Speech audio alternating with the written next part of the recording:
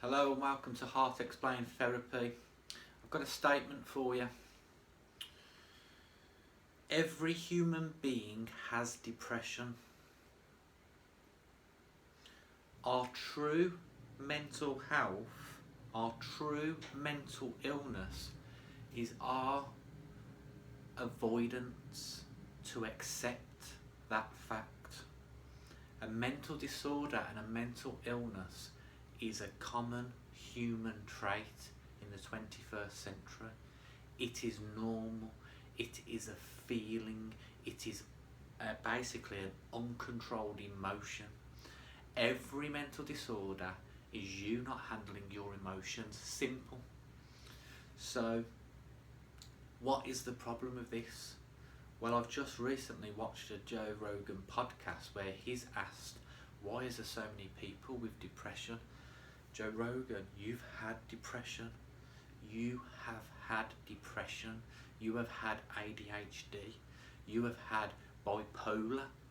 If you look at these symptoms of these disorders, they are mood swings, they are hyperactivity, they are low moods, they are demotivating physical conditions, they create physical problems.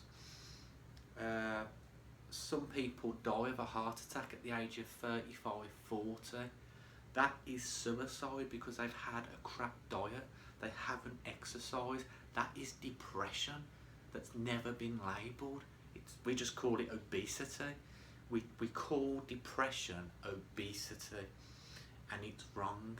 And until we avoid and see it from this view, we are going to be blinded by this. We're going to be completely ignorant again for another 100 years. Now, what's the answer? Rather than just ranting about it, sounding all depressive and making people depressed, Craig, what's the answer? Well, first of all, it's just to acknowledge that that's true, that everybody's got it. Stop being a victim like you're the only one, that I'm going to get sectioned, or I'm going to self-harm, or I'm going to eat, or I'm going to do bad behaviour because I've got this problem from 10 years ago, from 20 years ago. Own up to your shit. Do you know what I mean? You're walking around dead. You're already dead in that philosophy, in that psyche. And it's frustrating because people are so ignorant, they're so unconscious. And that, to be conscious in that world of pure ignorance, then makes me completely unconscious again. And it's frustrating and it bothers me. Now I'm getting clients who have to pay me to help them just see the world in a different light, in a different way. I just take their vocab, I change it around and I paint back a picture, and they're just like, I've never seen that perspective. Why am I being paid to do that? I'm not an educated person. I have a knowledge that on emotions, you can get that, you can gain that. Now the reason why it makes me angry is because I know that all this unconscious behaviour abuses kids. It hurts people. You've got these gangs that are walking around mugging people and robbing people, and then you've got trauma from that, and then you've got people actually killing themselves. You've got people who are walking out to sea to drown themselves because they can't handle possibly the greatest gift you could ever imagine. We are in the time of our lives. What is there not to enjoy about that? Then you can say circumstances, environment. I get that. I get that in a bad, dark place, you can get a bad, dark environment and you can't grow into any constant light. I understand that. But wouldn't it be a great story if you could come out of it like other people have? How many homeless people have now got a home?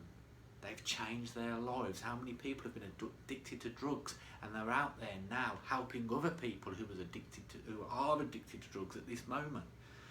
These things are happening all the time, And you can say that you haven't had the right help and the right guidance, and you can't afford therapy, or you've had bad psychiatrists in the past, but it's down to you to wake up wherever you are and get the motivation to do something positive. It's that simple. There's nothing more you can say, and if you can say that's like a polarised, privileged position that I'm coming from, it's not. It's just the only reality I see.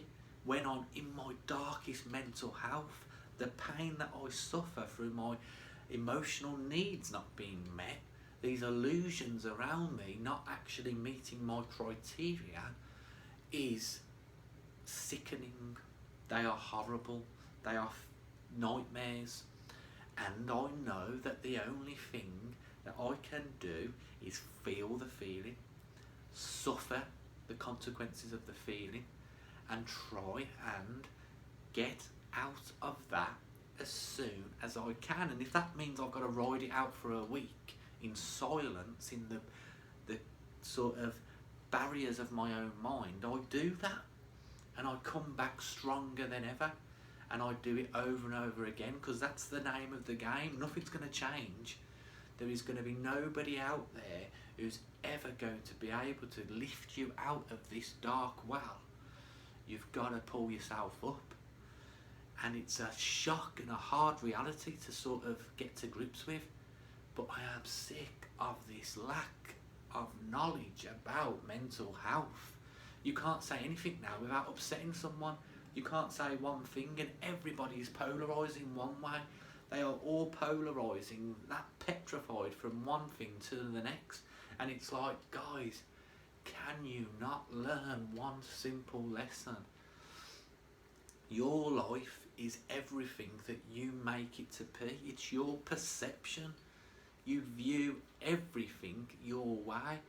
Now, your partner does something completely horrible and abuses you and lets you down. If you allow that to happen, that's your fault. You've not set up any boundaries. You're not telling him that you love, or her, that you love themselves enough to be okay with that crap that's taking place. If you know something's wrong, have you said anything about it? With family, how many times do family just wear you down and constantly snide at you? And what do? Nothing. You allow yourself to just have all the negative energy, and then a week later you get a cold and you just think you've got a bad immune system. You just think you're on a bad diet, and there's technically some of that is true, but technically it's like, you know, what are you really doing? You create your own life, you set your own goals, you have everything around you that you have chosen to this date based on your events. I'm not going to give you sympathy. I'm not going to give you empathy for the fact that you have got an illness that I know is retractable, it is reversible, it's a condition that you're going to have because of human life. And now, again, controversial, harsh, but it will be shown to be true in 50 years' time. Everybody will catch up and realise that all these mental health disorders are in every single one of them. And do you know what's amazing? Do you know who really lives life to the max? People with autism, people with dementia. If you see them, they are in their own reality, that we look alien. We look at them as if they're aliens to us because they do things different, they do things wrong, but there's no suffering that exists in their world.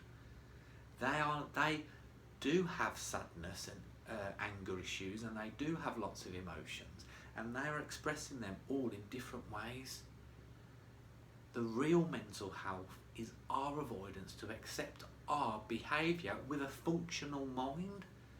We're quick enough to label these people as if they are different, but my God, they have better abilities in life than we do with a functioning mind. Can you imagine the world where that exists? And I view that as madness. It's absolute madness that you go down the road and you're having an argument outside with a complete stranger, telling them to put their face mask on. That's madness.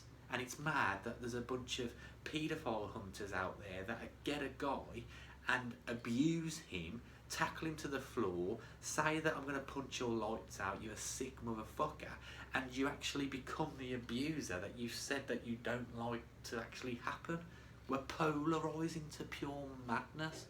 Not saying this okay, I'm saying the person's got a mental health problem because he likes children. Put him into an institution that can fucking cure him, not beat his brains out of his ears, and we're all just commenting loads of thumbs up and loads of love hearts where we see another human being kick the shit out of. What are we doing? And all those people all of a sudden just dancing on TikTok. What is dancing on TikTok gonna do for your life? You get comments and you get likes, you get little symbols that give you serotonin. It's like, come on guys, get a grip, man. If you're not helping somebody else, you have not realised what this life is about. You have not gone within.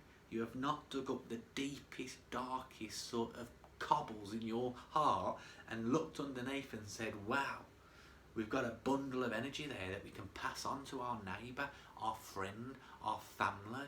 We can check in on someone we haven't seen for a week.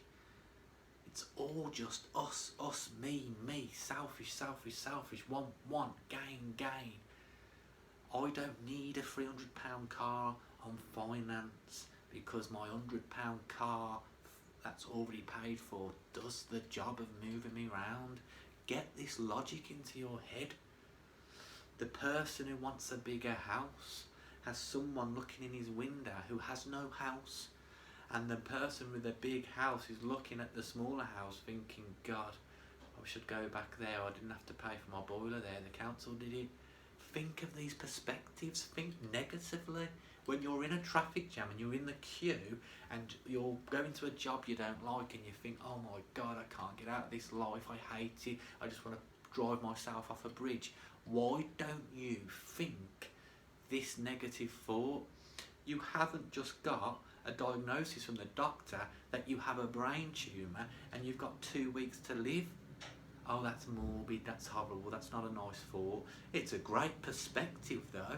Do you think you can retune your mind to then drive to work and enjoy that? And then if there's a place in there that you're that sad and that's like a life sort of sentence that you want, then get rid of that pity. Get rid of that self-neglect and that inner dialogue that says that you are worth nothing. Because you're worth something. You're worthwhile. And you can change the world. It sounds so silly. It sounds like naive. But a simple message from you and a simple projection in the right way can change and save people's lives. We see it all the time. We don't even acknowledge it. We acknowledge all the bad stuff. We fill our head with all the wasteful shite, nonsense talking. When's the last time you had a meaningful communication? When's the last time you listened to someone? Do you know you don't even listen to people? Next time you're with somebody, actually open your heart and your mind to listen to what that person's saying, regardless of your connection to you. Try and rip it away. And then you will see why I've spent 14 minutes being annoyed at the world. I cannot stand the unconscious morons of this planet. And it's because it makes me one.